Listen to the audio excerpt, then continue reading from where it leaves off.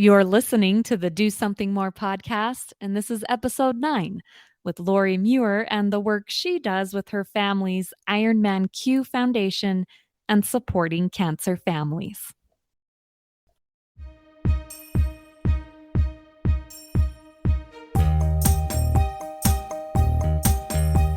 Welcome to the Do Something More podcast, a service-oriented show where we highlight the helpers who inspire us all to do something more.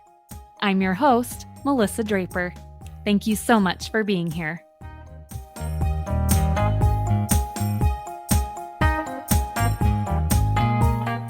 Well, welcome to another episode of Do Something More. And today I have my good friend Lori Muir is going to be sharing with us about the foundation that she created in memory of her son, Quinton. And it's called the Ironman Q Foundation, and it helps families with cancer. So we're going to get a little bit more into that, but that's what the show is about today. But first, Lori, I just want to say welcome to the show. Okay, thank you so much. I'm really happy to be here. I listen to a lot of podcasts. This is my first time being on one, so we'll see how it goes. I'm sure it will go great, and that's great to come full circle. It's just as fun to be on one as it is to listen to them. So, Lori, why don't we just start out, just introduce a little bit about yourself, and then also just a little bit about your foundation. Okay, excellent. I have to give my husband most of the credit here. He is kind of the brains behind the foundation, but yeah. So his name's Jeff and I'm Lori, and our son Quinton was diagnosed with a spinal cord tumor when he was 11. So we had this normal 11-year-old running around playing baseball or basketball, just doing the normal 11-year-old kind of boy stuff. And then all of a sudden he had kind of a curved spine. We didn't know where it had come from. And they found that there was a tumor there. And so they did a big surgery, and he was in the clear for about 18 months. And then it kind of came back with a vengeance, as cancer tends to do. And after 3 months of the most intense chemo, he was paralyzed and a quadriplegic for about 2 years before passing away at the age of 16. So when he passed, we really felt like Ironman was a great symbol for him. He had like the chemo port in his chest that was kind of remind us of like the Tony Stark thing that goes on. And he loved Iron Man. He would tell all the nurses that Iron Man was his favorite Marvel character. And he would always say that reading Marvel comics or watching Marvel movies was his favorite pastime. So it became a thing, though. Right after he passed, we hadn't ever really called him Ironman Q or anything, but it was really shortly after he passed that when we were kind of planning his funeral, we decided everything should be Ironman themed. And so we made bracelets that said Ironman Q. And so when it came time to kind of start this foundation, we already had that symbol of him in our head, and we just refer to him as Ironman Q sort of in our head at that point. So we were hoping that we'd get the legal rights to use Ironman in the name of our foundation, and it pulled through. So wow, even with the restrictions you might have on branding or something, but it came through. So it was kind of special for us to be able to name the foundation after him. That's really neat. Yes, anyone that knew Quinton knew that he loved his Marvel comics and was willing to chat about it or the movies or anything. So that was a fun part of who he was. He loved it if anyone like needed to know something about any of the Iron Man movies. He'd teach his little cousins. They'd be like, Quinton, why is this happening? And he loved to explain it. He had a lot of t-shirts. He just sported this stuff all the time. And I love that you shared, a little bit of his journey there. That was 5 years that your family was supporting him with his cancer battle. Yes. There were some times where things were going a little bit more smoothly in the battle, and then obviously times when different crises would happen. I feel like by the end of his journey, we had gone through a little bit of everything. We've had skin surgeries and hospitalizations and chemo and radiation and surgeries and paralysis and wheelchairs. And physical therapy and just gone through a whole gamut of things. Wow. Yeah. Everything. Yeah. Sounds like. So when did the idea of the foundation kind of start to come about? I just think that's a huge thing to do after going through such an experience like that as a family and with your son. So when in that process, where did that idea all start, and kind of what did you do to kind of act on those thoughts and feelings you got on it?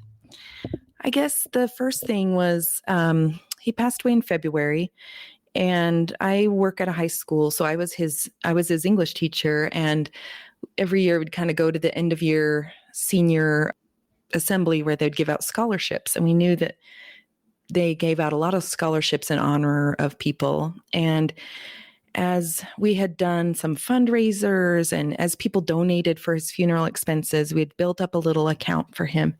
And so we really felt fortunate that we hadn't had to dip into that account that much. We'd been able to manage most of his medical expenses and things pretty much with, using our family budget. And so we had kind of saved up as much money as we could from what people had donated. We felt like it was kind of sacred funds, right. Yeah. And we felt so honored to have received it. But we knew that we wanted to do a scholarship, and that was really kind of the seedling of the idea. And so we talked to the school, and that was kind of the first step, as we just opened a scholarship for him. And we had students apply, and we didn't have, a foundation status yet. We were just using funds that we had. So we did that for our first year. And then as we were kind of going about soliciting more donations so that we could continue the scholarship, I think a lot of it was some of the people who were so generous, who worked with my husband, wanted to donate to us because they felt like it was such a good use of funds, but they kind of wanted the tax benefits for it. And so the charity donation. Yeah, they wanted to be able to, write it off if they were going to donate large amounts, which some of them were really considering doing. And so Jeff went on and he used LegalZoom and figured out how to create the foundation. Wow. Yeah.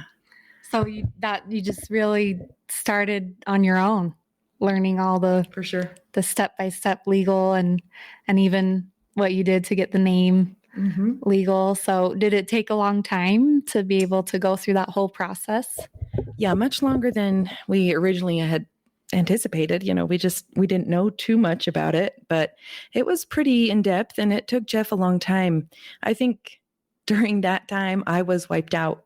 If I had to say, oh yeah, I'm going to go out and do a bunch of service at that point, I was not up to it. I was teaching full time. And so the grief was just almost overwhelming, and I just have to come home and kind of take a nap every day.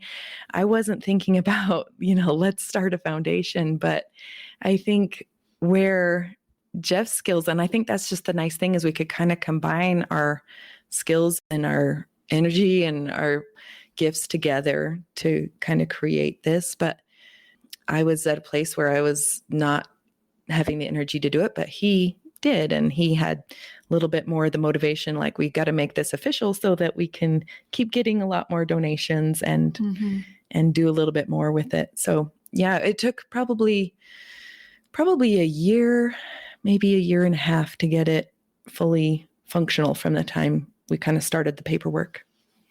That's awesome.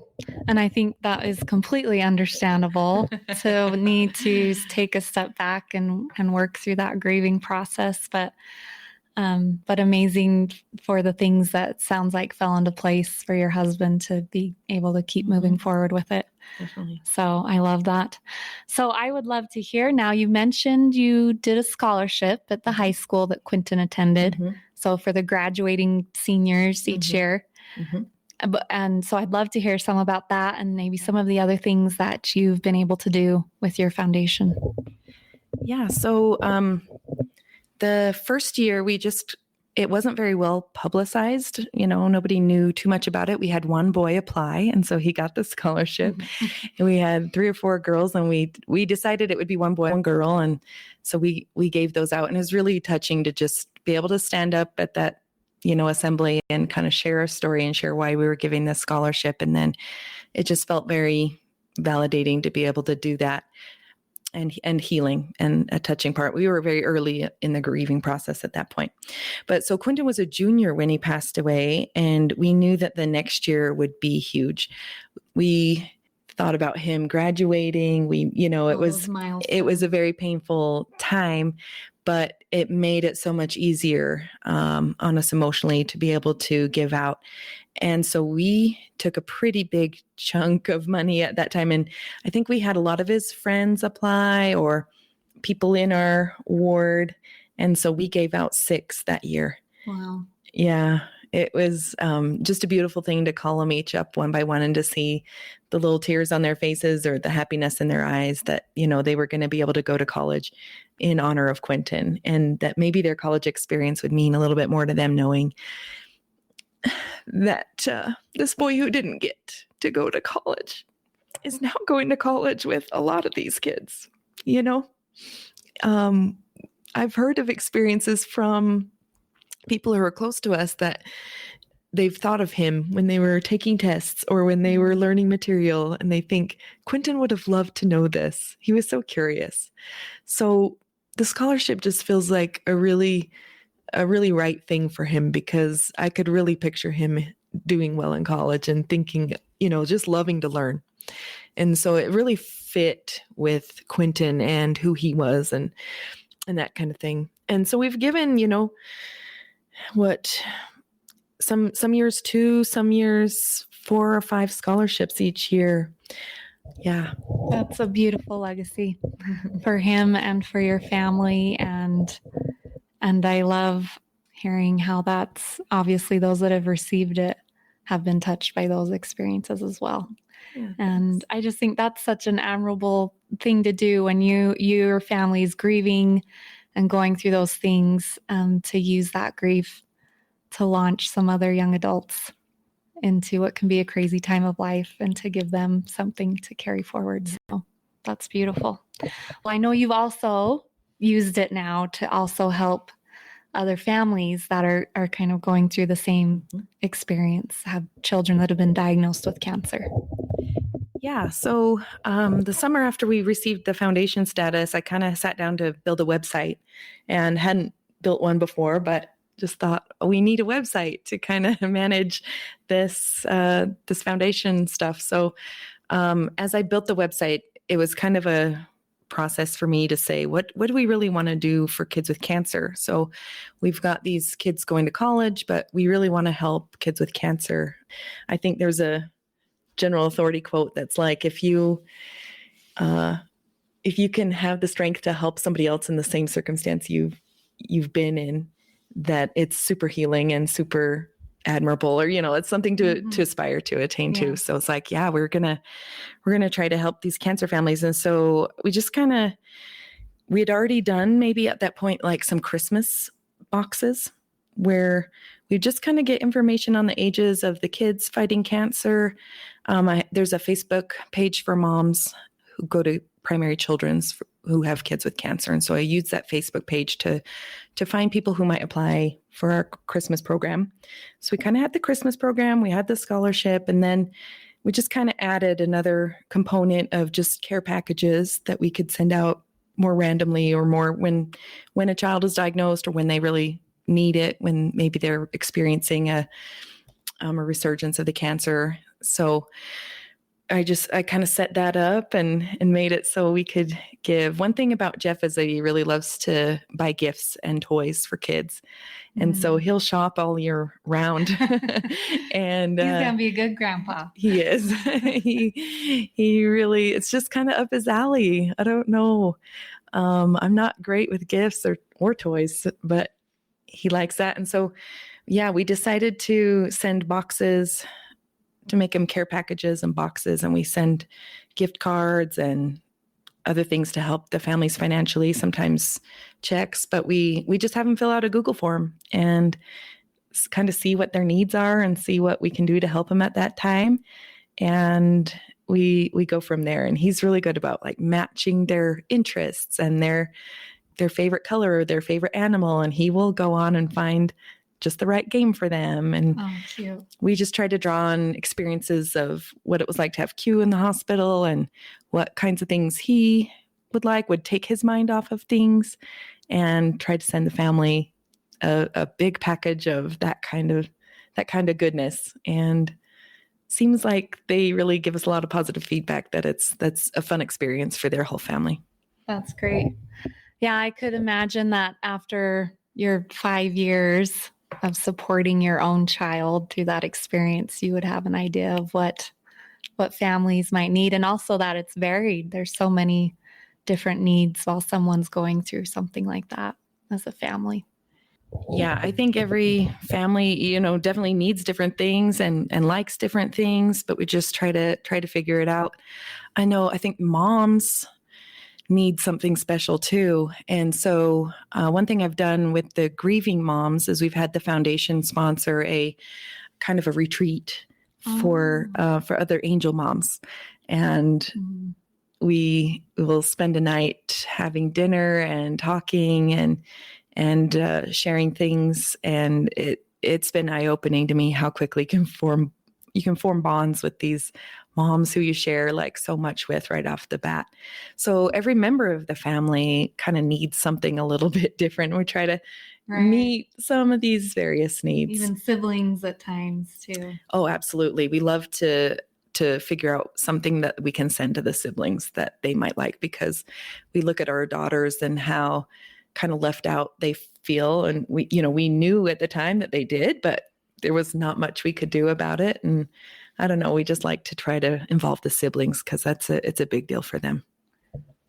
Oh, I love that. And I love how you've just looked at this from every angle, it seems, and tried to help in all of the different ways that families might benefit or need.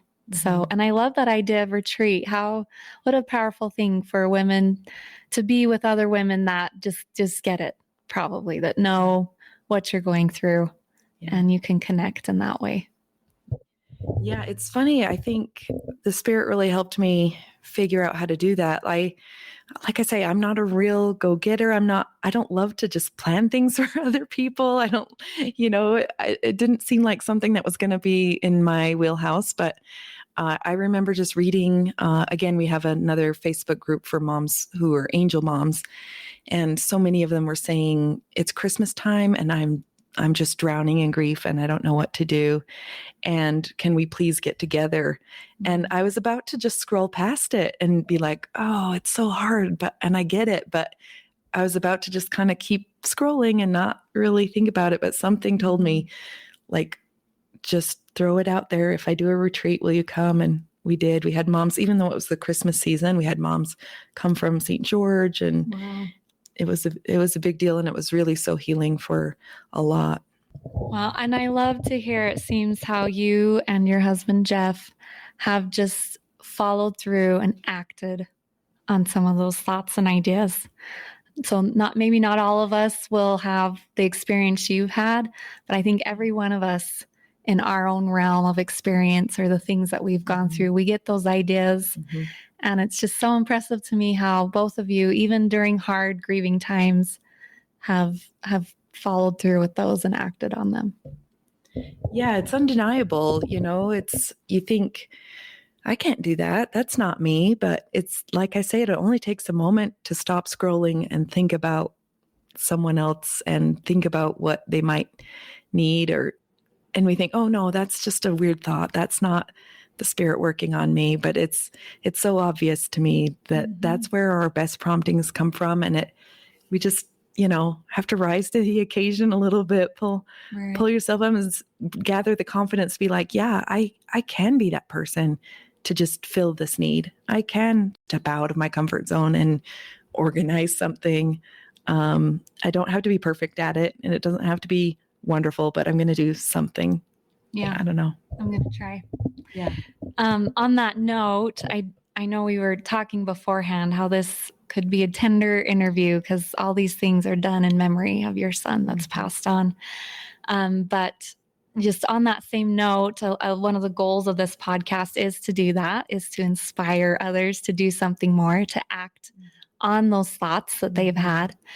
And I know there might be some listening that have had friends or family members that have had a child diagnosed with cancer, and they might be wondering or pondering what to do and not sure what to do. Many of us that haven't been through an experience, that's kind of what we do. We want to do something, but we don't always know. Is there any advice or thoughts that you would share with someone who is in that situation? They want to know how they can help, even in the simplest of ways. I think you just got to use your talents and your skills and do what feels right. Maybe I'll start with our neighbors, and then I'll kind of answer your question as we go, maybe. Yeah, but our neighbors can make quilts, and they made them using different methods. They used to put it on frames, and we'd go and help them tie. And as they've gone on, they've gotten more advanced and more advanced. And these are neighbors who were Quinton scout leaders. And so they're using their talents in sewing, which I heard was on your first episode. Yes. But they make a quilt to send with every package that we mail, or almost every package. And so our cancer families can get these beautiful quilts, and they're just so tender. He quilts them on a machine quilting thing, and he puts cancer ribbons on them, and he uses Ironman fabric, and he puts it together in a really unique way, and he embroiders Ironman Q on there. So he's a good example of someone who can just kind of be like, okay, my talent is sewing, so I'm going to figure out how I can help people with this talent. Mm-hmm. And, he loved Quinton, and it just was a natural progression of, I have this talent and now I can share it with people, and we work that into the foundation. But so that would be my first thing, is to just make it unique, make it something you like to do. But even something as simple as, I think back to like the first time Quinton came home from the hospital from his big surgery, and people had made posters and I don't know, put balloons up in our yard or something. I don't know. Mm-hmm. Even those kinds of simple things mean the world. And yeah, there were people who came and visited us at the hospital, but not everyone can receive visitors at the hospital. I know cancer patients will be you want to be very sensitive to any childhood cancer, because their blood counts will go so low that they cannot handle any sickness. And it's a big stress to the parents as to how to guard them from those sicknesses. Right. They're usually inundated with family who wants to be with them, which is so natural. And you want to be there in person to comfort, to provide, relief, but they can't be around a lot of people just due to the infectious diseases. Right. And so you have to get creative. But I would definitely recommend that if you know someone who has been diagnosed with cancer, to be very cautious and in offering your in-person, be respectful support, of those be boundaries. Respectful of those boundaries. Absolutely. Yeah. But make the posters and do the things that we, how during COVID, we had to get so creative in ways. Yeah. Just get creative again and see how you can offer your assistance from a more remote perspective, I guess. But we loved everything that different people would do. And the more unique it was to that person and shared that person's gifts and talents with us, the better and the more memorable it was. But every act just goes so far in sharing how much love you feel during those times. You can feel people's prayers for you. You can, and I've been in the other circumstance where friends of mine, their kids have been diagnosed, and I feel so helpless. Right. And I go, man, all I can do right now is pray. And that's not very much, but honestly, it really does. I think you talk to anyone who's in that kind of circumstance, a crisis moment, and they can feel the prayers. And so don't sell yourself short on prayers. Send a lot of those up, because the families really do feel that. It offers a lot of strength. Yeah, I've heard that from others that have gone through some of those hard situations, mm-hmm. is that it's the cumulative mm-hmm. of all the things, and it can be something as small as a text too, or just but all of those things together can help you feel so lifted and seen and loved during a hard time. So I love that. Well, I know on that same note of just every little bit helps, I'm sure some listening might want to give to your foundation, and I'm sure every little bit helps there as well. So what can you just give us where they can find you on social media or on the internet? Yeah, we have people can donate through Venmo, and we have a website, like I talked about, that I set up. Our website is the easiest place to find a lot of the information, and that's just ironmanq.com. And but we have our Venmo listed there. We have our address there. You could send us a check and we could send you back a receipt. Our Facebook is Quinton Muir Ironman Q Foundation, and our Venmo is at Ironman Q Muir. So yeah, we love it. We love to get donations. We do jazz tickets, we do care packages, we do these quilts, we do a lot of fun things for these cancer families that hopefully lifts their burden a little bit. So any donation helps, little or big. It all works together to come together to help these families. So any donations, we love to receive them. So bring them on in. Awesome. Thank you so much. And I will put links to all of those in our show notes for anyone listening that wants to go and follow through on that. So, well, thank you so much, Lori. Thank you for being a little bit vulnerable. I know, like I said, this can be a tender subject, but I've been so inspired to watch the way your family walked through that journey. I know I'm not the only one. I know many in our neighborhood and Ward felt the same way. And then to also see the good that you and your family have tried to do with it and wanted to do with it. And I know you are doing so. Thank you so much for coming on to share that with others too.